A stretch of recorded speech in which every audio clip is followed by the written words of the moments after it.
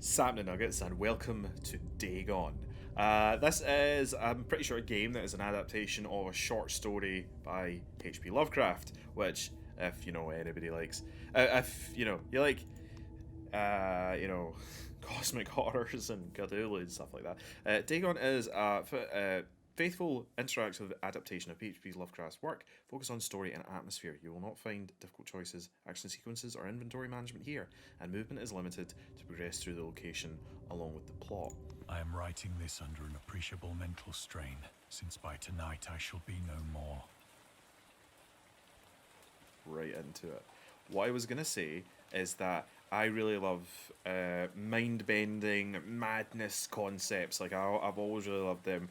And H.P. Lovecraft is pretty much one of the granddaddies of that concept, and the writing that he puts forward is incredibly and disturbingly descriptive. The problem being is that not a whole lot of people, A, have time to read it, B, can necessarily want to sit and try and decipher what they mean by a lot of convoluted words and sit there with Google Dictionary open. That doesn't include me in either of those examples, and some people just aren't good at reading. This is basically going to summarise, if not take it bit by bit, I think is what it's trying to say, but put it in video game form, and I love that because it's a way of educating people and getting them used to reading and putting a visual to a word to help them understand it a bit better. I get the whole, a book is a million times better than a film. I get that, but that's not for everybody. So I love the idea of this. But anyway, can stop talking, and we're going to dive into the madness now. During the game, you will encounter interactive elements. Some of them will allow you to continue on your journey, others reveal interesting facts about the original short story, its historical background, and the author. Some of the trivia is hidden. In order to find these secrets, focus your eyes and look for the Elder Sign. You can also access all found facts later. They will be available in the main menu. Ah, okay. Okay, so how do I focus my sound? Penniless, and at the end of my supply of the drug which alone makes life endurable, I can bear the torture no longer, and shall cast myself from this garret window into the squalid street below. Well, you're a happy chap, aren't you? Do not think from my slavery to morphine that I am a weakling or a degenerate. I said nothing, mate. Not a thing. When you have read these hastily scrawled pages, you may guess, though never fully realize, why it is that I must have forgetfulness or death. Sounds rough. Okay, so I can... Oh, here we go. Morphine entered into use in the 19th century and was routinely administered to treat severe pain during the American Civil War. In World War I, it was also sold without restriction until 1914. Morphine became more popular after the invention of the hypodermic syringe around 1854.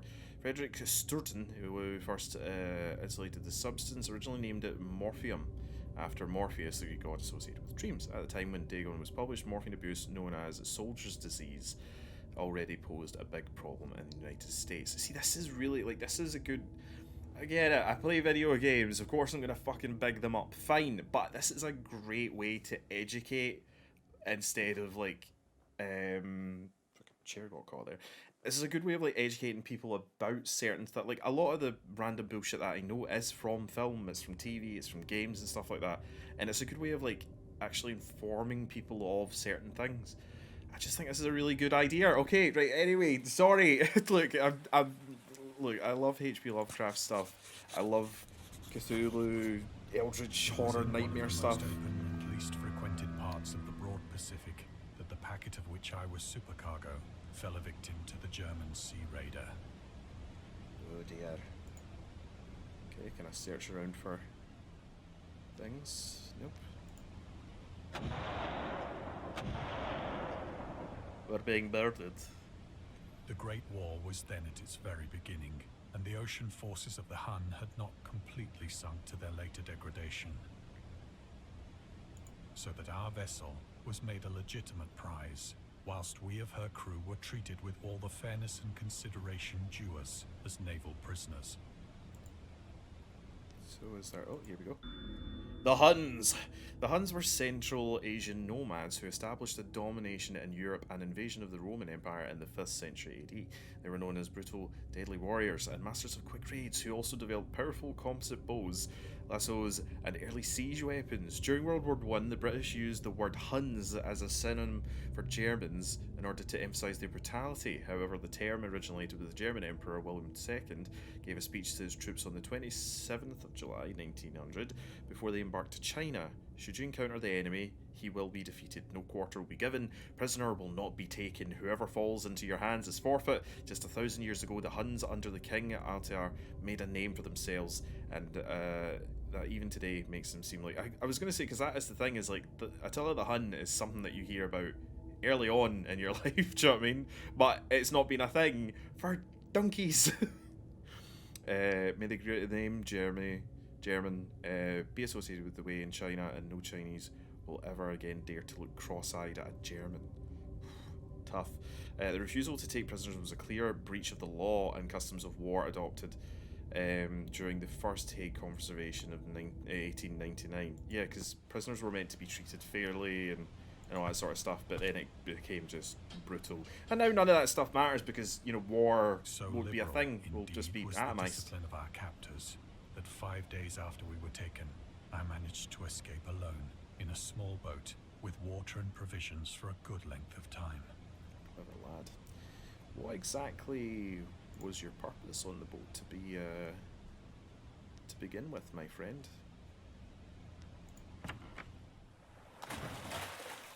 Because you're supercargo. Maybe if I read the book. When I found myself adrift and free, I had but little idea of my surroundings.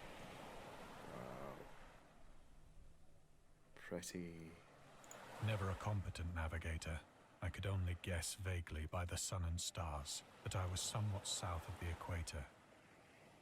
Good of the assumption to make. longitude, I knew nothing, and no island or coastline was in sight. Well, I mean, maybe it's... Oh, well, actually, we've got a decent amount of swivel on your head, but maybe it's just directly behind your head.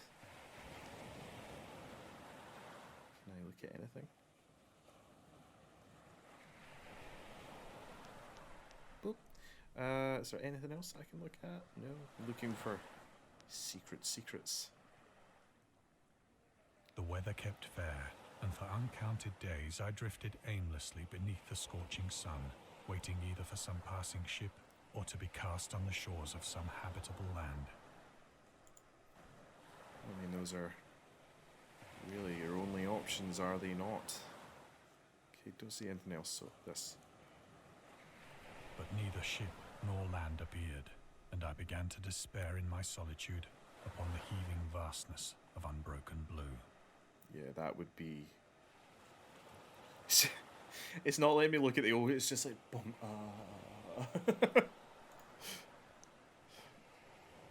The change happened whilst I slept.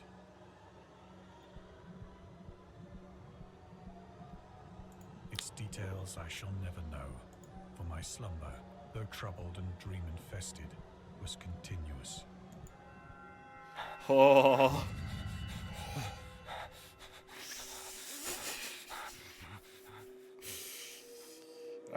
That's rough, bud.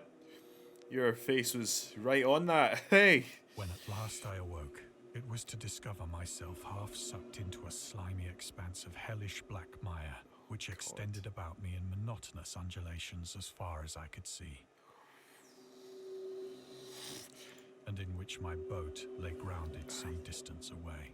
Yeah, I can see that. Though one might well imagine that my first sensation would be of wonder at so prodigious and unexpected a transformation of scenery, Well... I was in reality more horrified than astonished. Yeah, I think I would be as well. For there was in the air, and in the rotting soil, a sinister quality which chilled me to the very core.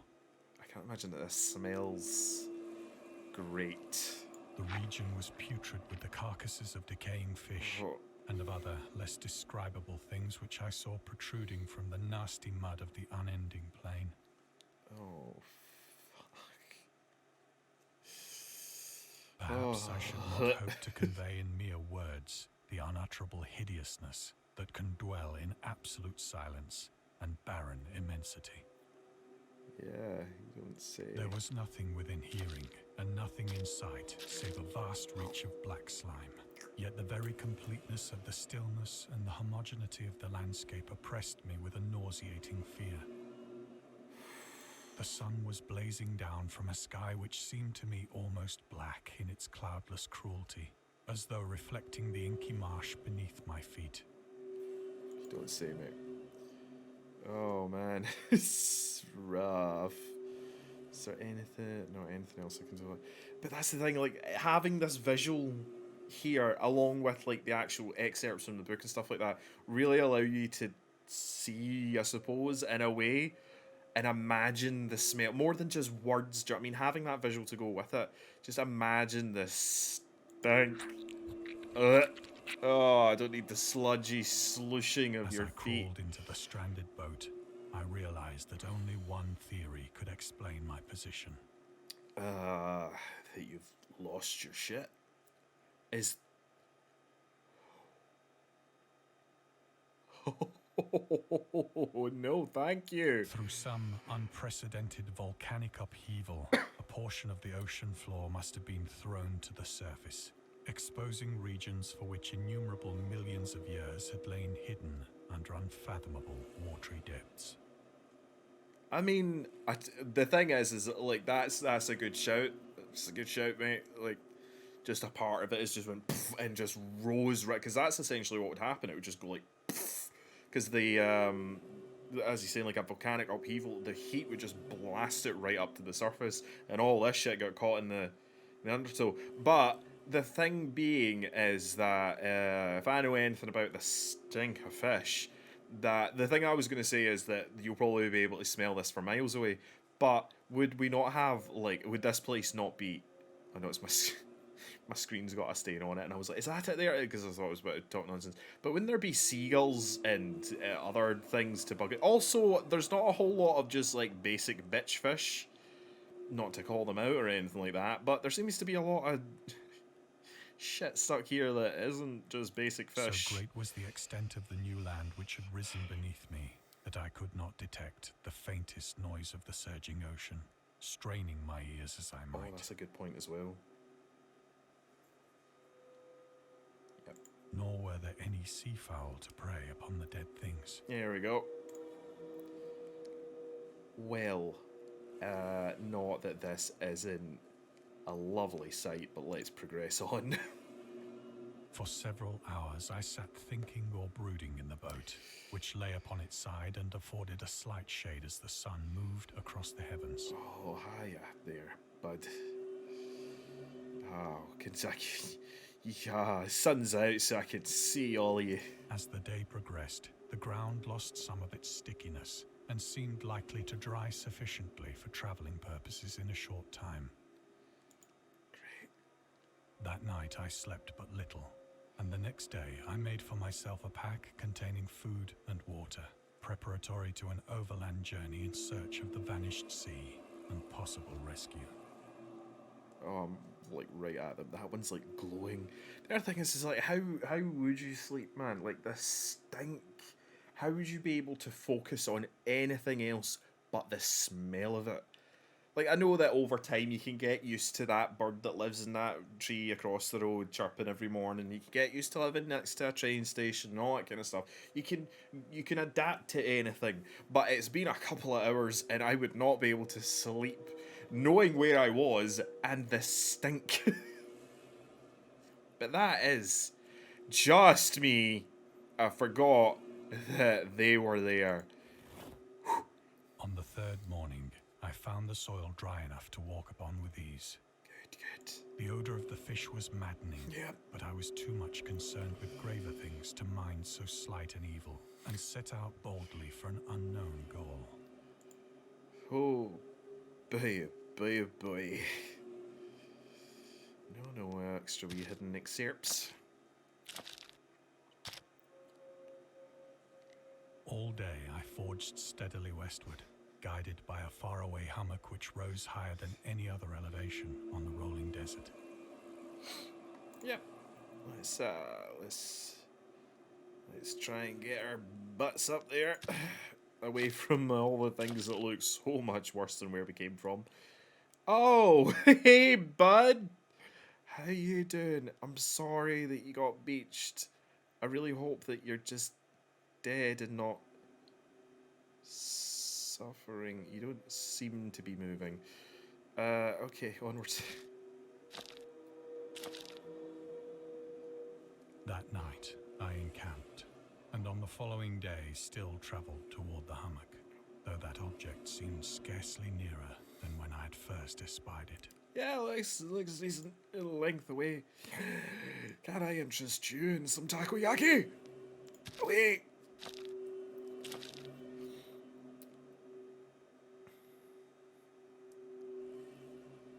By the fourth evening, I attained the base of the mound, which turned out to be much higher than it had appeared from a distance. I mean, it's a hop, An skip, and a intervening jump. valley setting it out in sharper relief from the general surface. Nah, mate, that's doable. Too weary Got to some ascend, strong legs on you. I slept in the shadow of the hill. I know not why my dreams were so wild that night. Oh, who knows? Who knows? Maybe it's that you've went nuts, and even if you hadn't went nuts, I can't imagine that snorting dead fish will, you know, give you decent sleep. You know how you can have nightmares if you have a lot of cheese before you go to bed? I imagine that the stagnant smell of rotting, you know, sea creatures, because I think fish would be a stretch, just things of the deep. I can't imagine that sucking that into your system would be good for, you know, sleep. But But ere that's the me. waning and fantastically gibbous moon had risen far above the eastern plain, I was awake in a cold perspiration, determined to sleep no more. Such visions as I had experienced were too much for me to endure again. And in the glow of the moon I saw how unwise I had been to travel by day.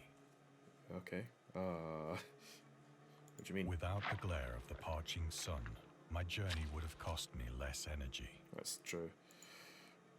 It's desert tactics, my Indeed, friend. I now felt quite able to perform the ascent which had deterred me at sunset. Picking up Good. my pack, I started for the crest of the eminence. That's right, son. Go on.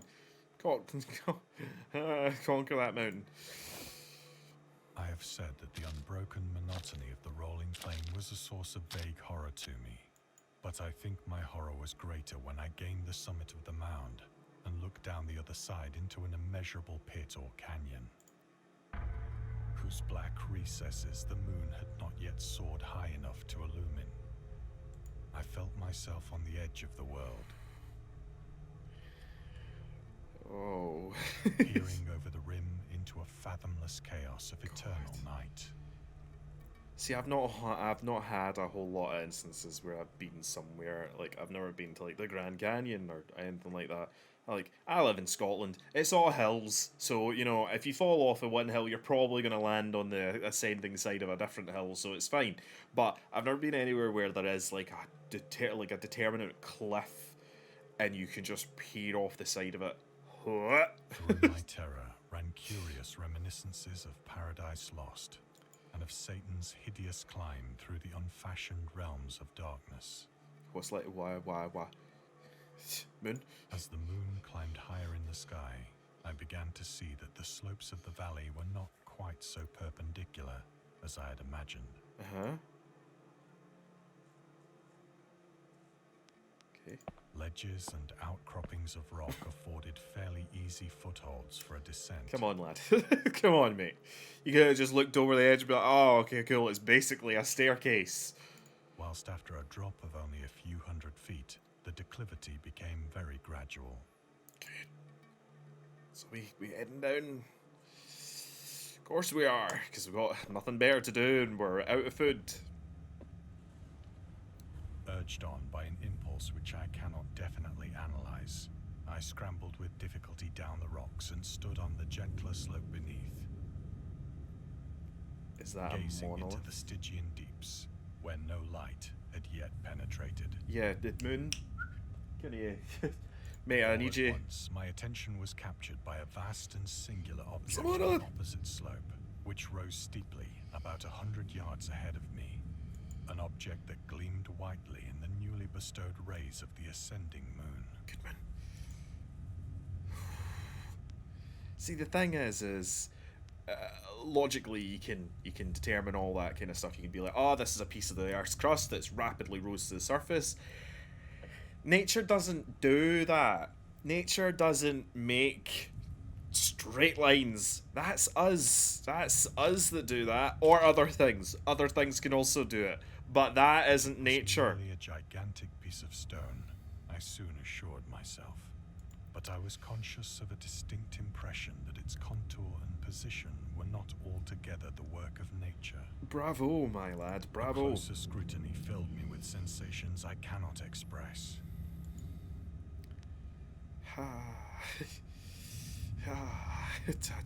Moon, help. I don't want it to do it. For despite its enormous magnitude and its position in an Yes, abyss which right had in the yawned at fucking bottom crater. of the sea since the world was young, I perceived beyond a doubt that the strange object was a well-shaped monolith, whose massive bulk had known the workmanship and perhaps the worship of living and thinking creatures.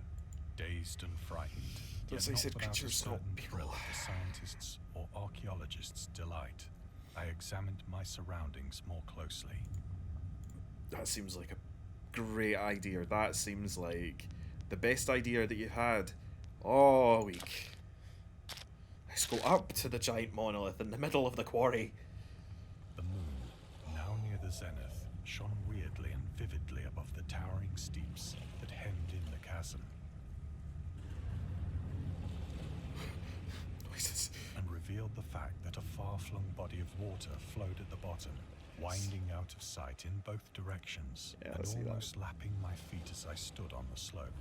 Don't go in the water. Across the chasm, the wavelets washed the base of the cyclopean monolith, on whose surface I could now trace both inscriptions and crude sculptures. Yeah, let's have a right good peek at that, shall we? The writing was in a system of hieroglyphics unknown to me, and unlike anything I'd ever seen. in Fishies, these books. are actually really good carvings. If that's what it is, I can't tell from this distance like if it is carvings or not. But these are very well detailed carvings. And then some kind of higgledy-piggledy. Oh no! I see you, bitch. It's Cthulhu. Consisting for the most part of conventionalized aquatic symbols such as fishes, eels, octopi, crustaceans, mollusks, whales, and the like. And everybody else. Several characters obviously represented marine things which are unknown to the modern world, Oh. but whose decomposing forms I had observed on the ocean-risen plain. It was the pictorial carving, however, that did most to hold me spellbound. I've noticed that there's a bunch of stuff that's in italics, and I think those are other short stories that he ended up making. Just mention that, by the way. Just because it only just clicked there. Here we go. Storytelling method. Dagon contains many themes and storytelling methods that Lovecraft developed in his later works. Yeah, so that's the other thing is a lot of... It also considered the origin of the popular Cthulhu mythos. It was considered that this was like the first one, even though it's not directly referenced as Cthulhu or anything like that, it was the building block to then make the rest of it. Telling the story through carvings at the Mountains of Madness, the Nameless City, journals and character notes, the Shadow of Time and the Hunter of the Dark, Islands Emerging from the Sea, Call of Cthulhu, which again, I remember Call of Cthulhu came out and I was really interested in playing it, but then it wasn't really popular, I don't think, but I, might give it a go. Or fictional beings and deities based on real events and mythologies, Migo and the Whispering of Darkness. Some of Lovecraft's other stories also conclude in a manner similar to Dagon, but let's skip the details in order to not spoil the ending. Good. Okay, down we go. Plainly visible across the intervening water, on account of their enormous size, were an array of bas-reliefs whose subjects would have excited the envy of a Doré. I think that these things were supposed to depict men, at least as certain sort of men. Mm-hmm. Though the creatures were shown disporting like fishes in the waters of some marine grotto, or paying homage at some monolithic shrine which appeared to be under the waves as well. Yeah, almost like this one. It's just... Of their faces and forms I dare not speak in detail, for the mere remembrance makes me grow faint, grotesque beyond the imagination of a Poe or a Bulwer. I mean, that don't look that bad. You know, I'm pretty sure Edgar Allan Poe would be proud of the work that you're doing here with your making the words They were good. damnably human in general outline, despite webbed hands and feet, shockingly wide and flabby lips. I like how like the bottom one is got like these like you can't even tell if that's meant to be like the neck or if it is kind of like almost like tentacles. But then the one on the right isn't even like well thought out or anything. It's just like mad scribblings with these teeth at the front. That one on the left I can't really make out too well because of the light. But then the top one literally almost looks as though it's like an egg with like just tentacles spiraling around it. It's man, he's good work. Good work on the art style. Bulging eyes and other features less pleasant to recall. Curiously enough, they seem to have been chiseled badly out of proportion with their scenic background. Really? One of the creatures was shown in the act of killing a whale, represented as but little larger than himself. No. No, my friend. That is how big they are. I remarked, as I say, their grotesqueness and strange size, but in a moment decided that they were merely the imaginary gods of some primitive fishing or seafaring tribe. You know, or spot on, depending on if you believe that. Some tribe whose last descendant had perished eras before the first ancestor of the Piltdown or Neanderthal man was born. Possible. Sir. Nope, okay. Awestruck at this unexpected glimpse into a past beyond the conception of the most daring anthropologist, I stood Glad you're having musing fun. whilst the moon cast queer reflections on the silent channel before me. Then, suddenly, I saw it. Hiya. With only a slight churning to mark its rise to the surface, the thing slid into view above the dark waters. Loathsome, it darted like a stupendous monster of nightmares to the mountain, about which it flung its gigantic scaly arms, while it bowed its hideous head and gave vent to certain measured sounds. And then I passed out. I went mad then. Oh, then. Just then. Only at that point. Well, well. Of my frantic ascent of the slope and cliff, and of my delirious journey back to the stranded boat, I remember little. Raining? Oh, yep, you've, you went cuckoo.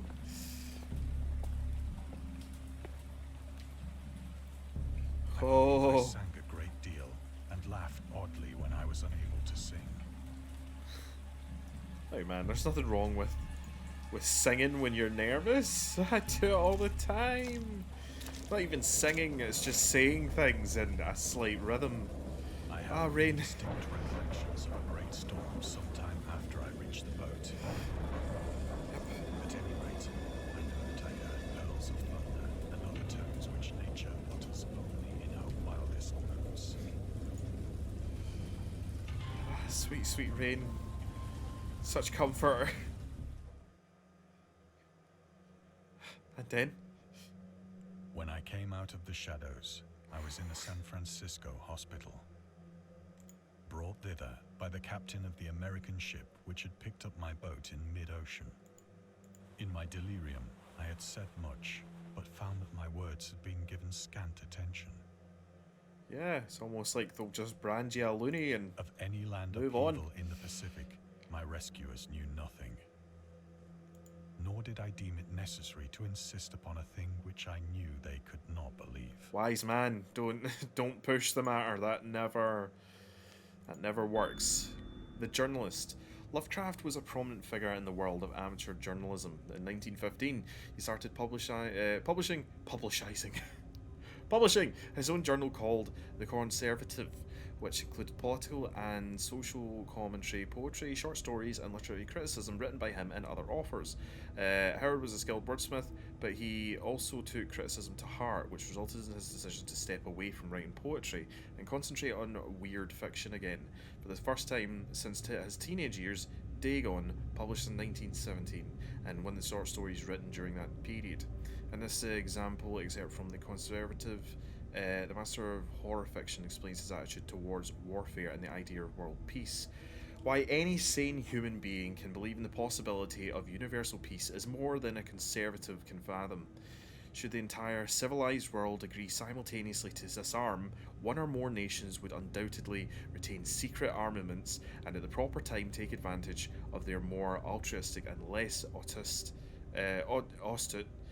astute compatriots in the wild career of conquering against unarmed victims. No country is or ever can be above warfare until the basic instinct of human animal shall be miraculously changed. See, that is the unfortunate thing, is that that whole kind of joke of like, you know, what do you wish for, little Billy? I wish for world peace.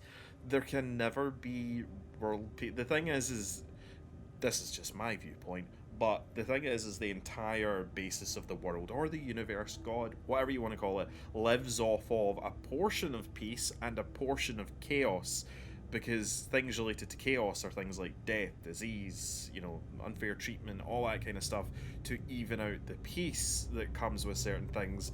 And if there was too much peace and not enough chaos, then eventually chaos would take over completely. If everybody was just happy, laughy, you know, there weren't poor people, there weren't rich people, all that kind of stuff. Unfortunately, as bad as that sounds, everything being even would actually cause the worst possible thing to come about, which is what they're talking about there. If everybody was like, do you know what, let's all be equals, let's not have war, let's all just love each other and everything be great, all it would literally take is one person to hide a gun, and that one person with a gun shooting one person with it could start all of it all over again, and years of peace would just be gone like that.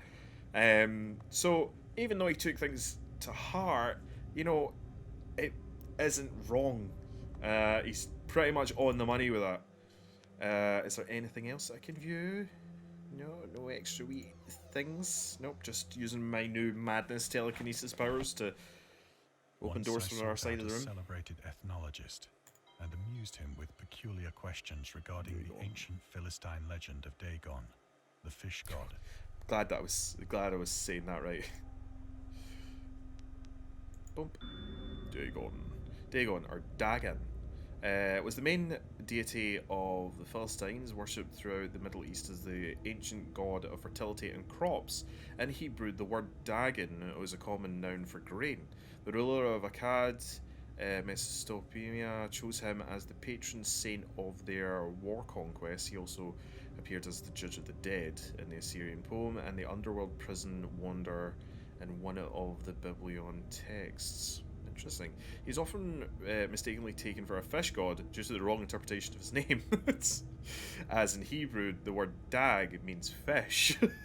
In H.P. Lovecraft's work, Dagon is the underwater deity ruling over the deep ones, a humanoid race with fish traits that reside in the ocean. He is worshipped by a secret cult called the Astrolid Order of Dagon.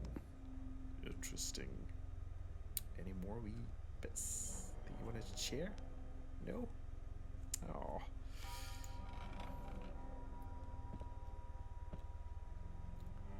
But soon perceiving that he was hopelessly conventional, I did not press my inquiries. No, to kind of uni teacher kind of way. It does say the Necronomicon. Augustus was an American writer and anthropologist who also befriended Lovecraft and published many of his works through his company, Arkham House. Although he greatly contributed to the publication of the authors after his death, he is surrounded by numerous controversies. One of his most questionable decisions involved introducing the good versus evil doctrine, directly to the devout Catholic, to the Cthulhu mythos, which contradict the Lovecraft's view of the world and his approach to cosmic horror. As a result, the author's works are often misunderstood and misrepresented to today's culture. It's also worth noting that Lovecraft was never really interested in creating a mythology, and the term Cthulhu mythos was coined by Derelict after the author left the mortal plane.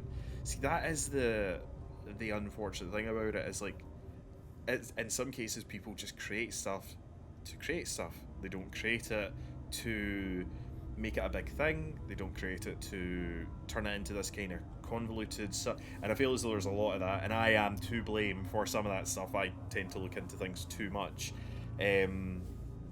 but it's a shame because once he's dead, who's to stop them from doing whatever they want with it? Where do you want me to go now? Thought I broke it there for a sec. Is this just him pacing about his room?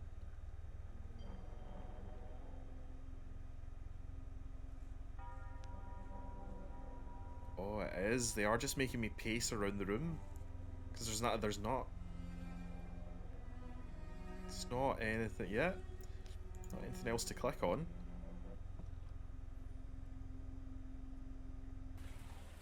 Oh. It is at night, especially when the moon is gibbous and waning, that I see the thing. I tried morphine, but the drug has given only transient surcease, and has drawn me into its clutches as a hopeless slave.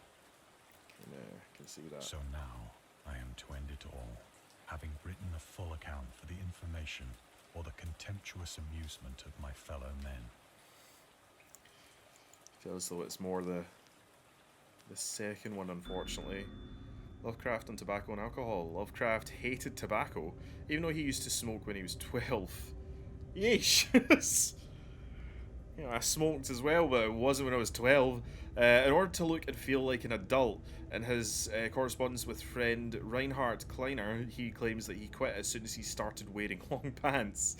He also had a very strong opinion about alcohol, as evidenced by his letter to Zela Brown, dated 13 February 1928. As for a matter of drinking, I have never tasted intoxicating liquor and never intend to, having a strong aesthetic disgust at everything which blunts or corrodes the delicate nature equipoise of the evolved human intellect and imagination. Drinking excited my personal repugnance, hence I don't drink. Let the herd do what they will. I am rather in favour of prohibition of any one antisocial force as well as any other. Fair enough, this is a source. Okay, cool. Yeah, I mean, the thing is like, you can have your viewpoints about anything, but I feel as though, like, back then, especially, like, you know, smoking at 12 tells you something about the way that the world was back then. You know, and alcohol is still to this day treated as almost like a perpetual thing that you should be doing. Do you know what I mean? Like, you can have 2 units of alcohol every day. You shouldn't.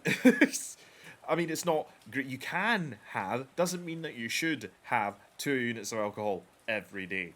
But, yeah. Often, I ask myself if it could not all have been a pure phantasm, a mere freak of fever, as I lay sun-stricken and raving in the open boat after my escape from the German just man of flying war. by. See, that is why I love, like, games and stories and all that sort of stuff about, like, madness and, like, just world change or just space and time changing things, because the thing is like, that is your perspective. Doesn't necessarily mean that it happens, but as far as you're concerned, that is 100% real. This I ask myself, but ever does there come before me a hideously vivid vision in reply. God, I could see things off the corner of the vision. Do you see it, like, over here, like... I cannot think of the deep sea without shuddering at the nameless things that may at this very moment be crawling and floundering on its slimy bed. I didn't get goosebumps. Worshipping their ancient stone idols and carving their own detestable likenesses on submarine obelisks of water-soaked granite. I dream of a day when they may rise above the billows to drag down into their reeking talons the remnants of puny, war-exhausted mankind. Of a day when the land shall sink and the dark ocean shall ascend amidst universal pandemonium.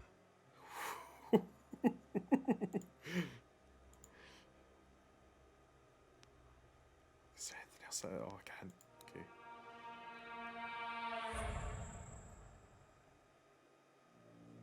The end is near. I hear a noise at the door, as of some immense slippery body lumbering against it. Nota! Nota! I'm good. I'm good, man. If you could not. It shall not find me.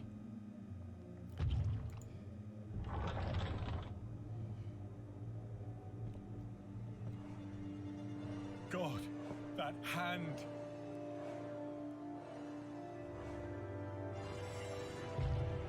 The window! The window! But I don't wanna. Oh, I'm guessing you're making me do it.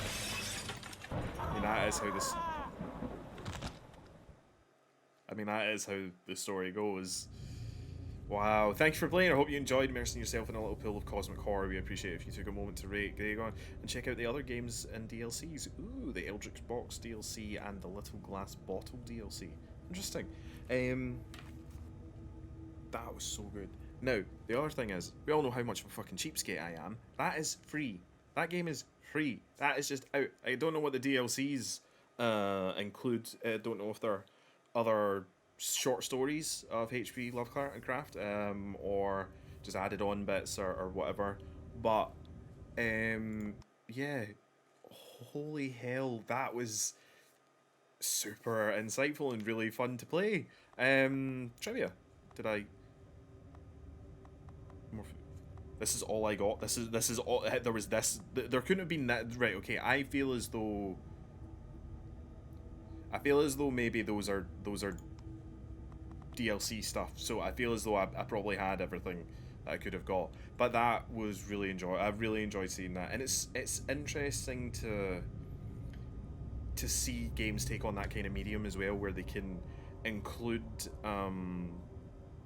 you know, mixed media like that. Do you know what I mean? Because this is a short story, and H.P. Lovecraft is something that so many people know about now, and I've talked about it before. Like, cryptid stuff is something that's super popular, and it only seems to be growing more and more. But it's the same goes for mythologies as well, and Cthulhu is kind of one of the big ones.